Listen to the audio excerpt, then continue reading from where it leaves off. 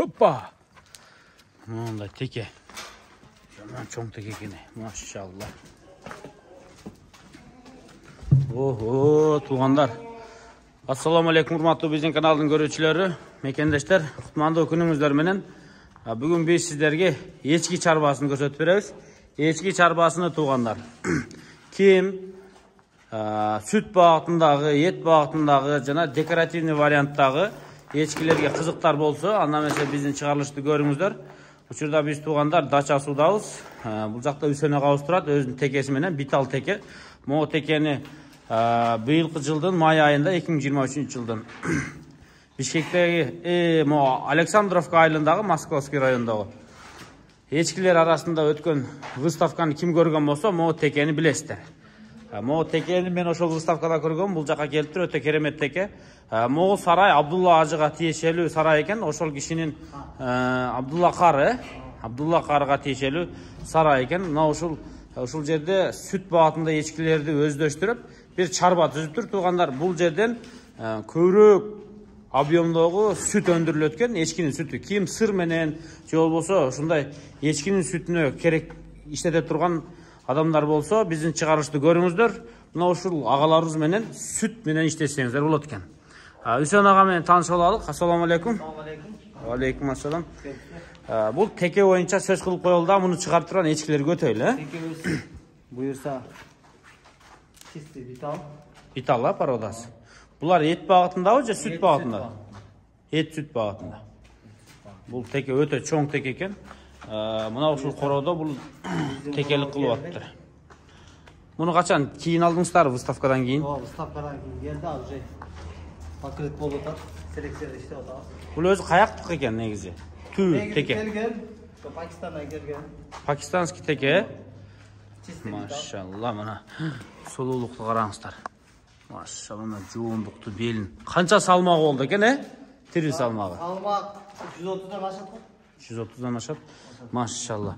Бошотуп жиберим. Үсен мырза, echkileringizди көрөлү. Азыр бизди таң калтырыңызчы. Машалла, мына өзү кичинекей болгон менен сүттү караңыздар. Өзү чайник. Баягы койлорду өзү чайник кулагы термос экен дейт го, узун кулактуу койлорду. Булардын желини термос экен да. Машалла, мына. Echki көкөне тете-тактада жык echki турат. Биринчи ушуларды көрсөтүп чыгалы. Машалла. Охо, эң желин чоң мына ол экен. Мына сүт менен иштешем дегендер. Ушул жерде echki сүт багатында echkilerди өздөштүрүп, азыр Үсен мырзалар ушуну саап, сүтүнү тоңдуруп, шаарга алып барып, шаардын бор-борунда сүтүн сатат экен тугандар. Көп количествода, аз количествода иштесеңиздер болот экен. Биринчи, могу echkiler тууралуу. Битал нубийский echkiler. Смеш, Битал нубийский аралаш. Ошо аргындаштырып чоң. Полукровка. Нубийскилер өз кичинекей болот. Нубийскилер өз сүт багатында турабы? Битал эт сүт багатында. Булар ошондо көбүрөөк сүт багат болуп калат, а?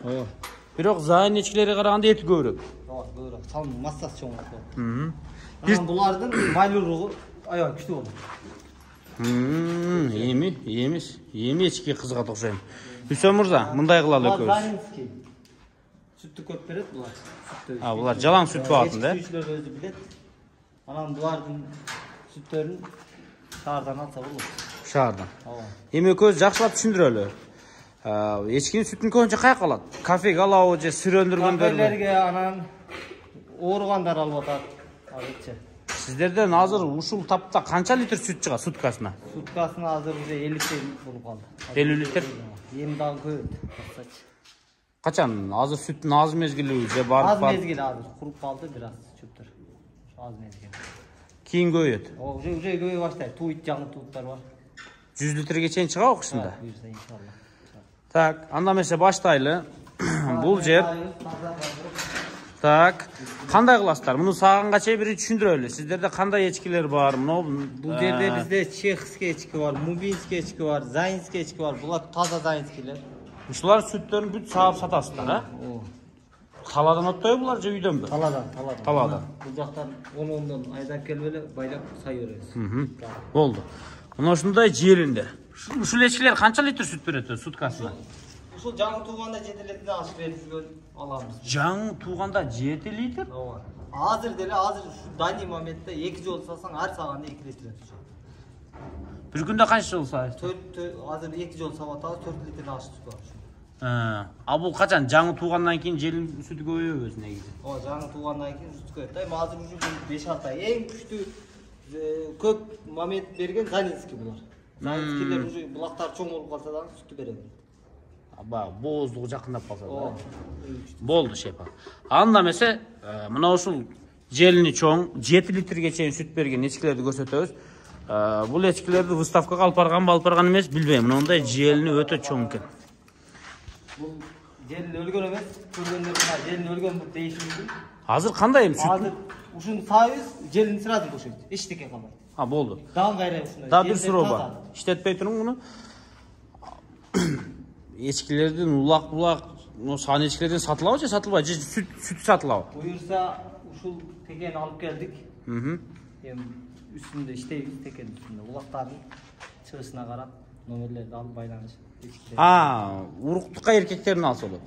Алса болот, сүйлөшүп номерлерин чалышып, көбөйгөндө сатабыз да калып. Туура. Азыр так бир 20 да эчки бар окшойт да сага. Жок. О көп бул жактан саабыз, кайра алып келет. Могу жакта байып кеткен, уже сүтү жоголуп кеткен эчкилер да алар, Жок. Садардан бар. Бар. Болду. Так. Сүтүнү канчадан тапшырасыздар? Канчадан сатылат өзү? Дүн кандай, бөлүнгөндө кандай? Сүйлөшөбүз да, бөлүнгөндө ошо кафеден алып кетип атат деп. Алса болот. Шаардын кай жеринде так адрес? Так адрес Плашатта Илбирс. Илбирстин астында Райхан деген кафеде тапшырып турабыз. Бишкек площадьта Чүй менен Киевскиң ортосунда Илбирс имараты бар. Ошонун астында Райхан деген чайханада булардын сүтү ошол жерге апарылат, Болду. Булар саалат экен. Таза бүт бары аппарат менен саалат. Бүт бары ветеринардан өткөн, эчкилердин. Ветериналык көзөмөлдөн өткөн. Болду. Таза эчкилер. Болду туугандар. Анда эмесе саң сүтү келишимдүү экен, аз аласыздарбы, көп аласыздарбы? Ошол жерге барып туруп дагы негизи бул бир маалымат катары жеткирип атабыз туугандар. Азыр саасын эчкинин сүтүн издегендер да бар, муктаж болгондор да бар. Ошолор үчүн бир маалымат.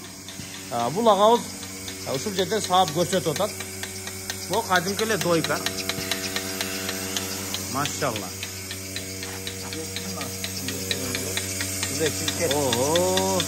Кетип атабыз.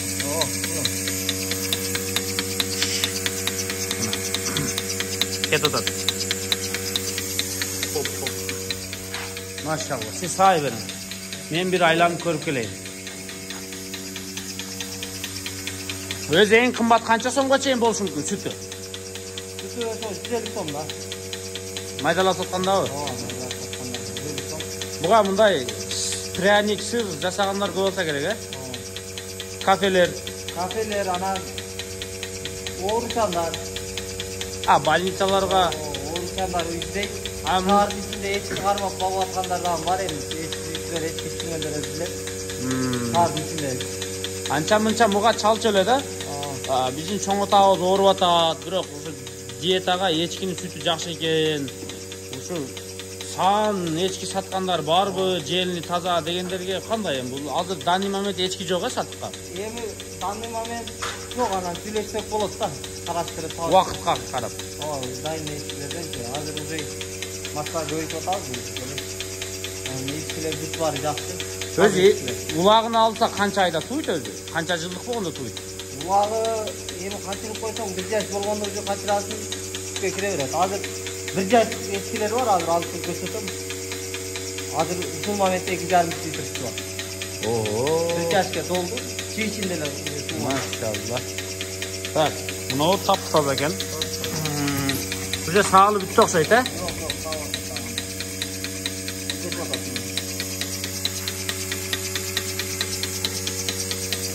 Машалла. Кандай? Ушу фляг азыр 1 сагында толобу баардык эчкиден? Машалла. Эми бул жакшы эчкилер экен да, муну караңыздар, момпоюп. Уй баккычаңыздар ушуну багыңыздар. Айыл жерлерине барсаң капы болбосун, эми анча-мынча агалар бар, анча-мынча көпчүлүк эле корого кирсең кечере 4 литрден сүт берет. Булар деле 4 литр берет экен. Желинди караңыздар, Ушулардын эркек улактарын алсаңыздар болот экен, улуттук катарын. Оппа. Оппа, муну сай берсин. Кетти.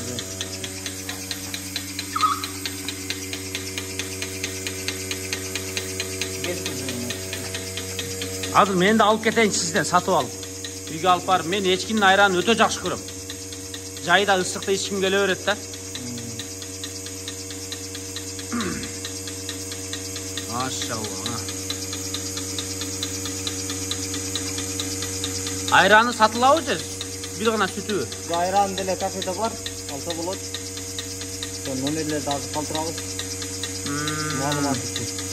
Эми эчкинин сүтү боюнча кандай болбосун, айраныбы, өзүбү.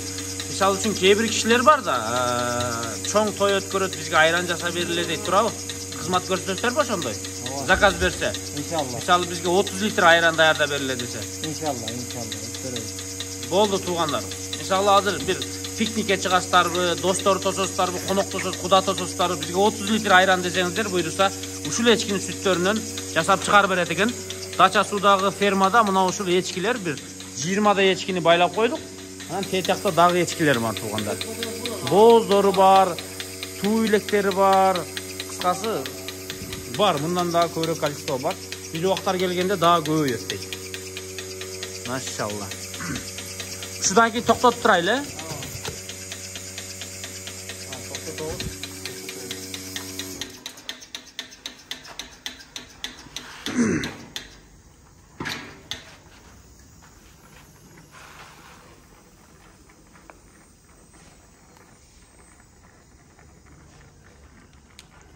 Болду.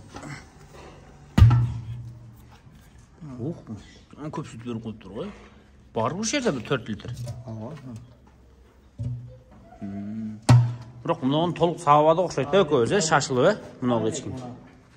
Кайра сааш керек ушуларды. Так.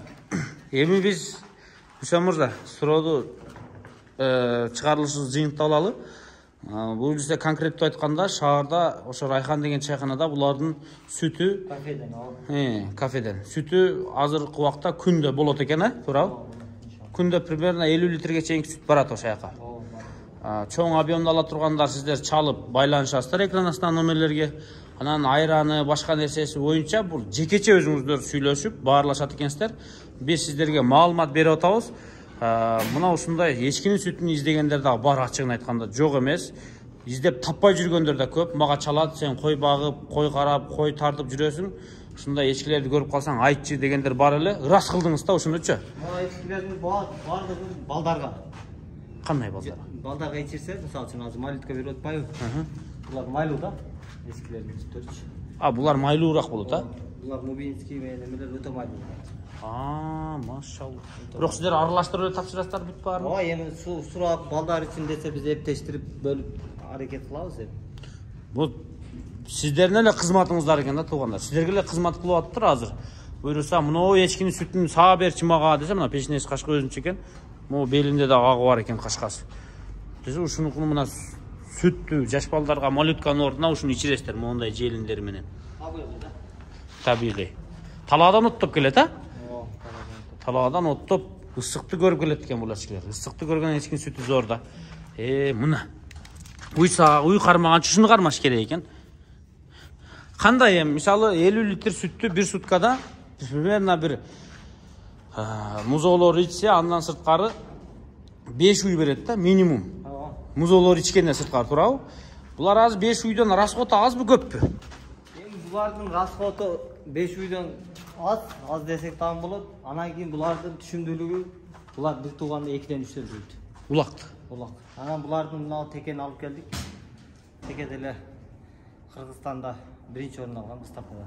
Выставкада, Выставкада биринчи орун алган. Муну теке туугандар. Текенди алып эми иштетип бүтсөк сатышыбыз мүмкүн. Кайра? Кайра. Кызыккандарга, эми бизге окшогон чарбакерлер бар. Асыл тукумда иштегендер. Болду туугандар. Мына ушул эчкилердин сүтүн ичиңиздер. Мен азыр алып кетем туугандар. Мына мен ичем буйруса, үйгө апарып айран кылдырып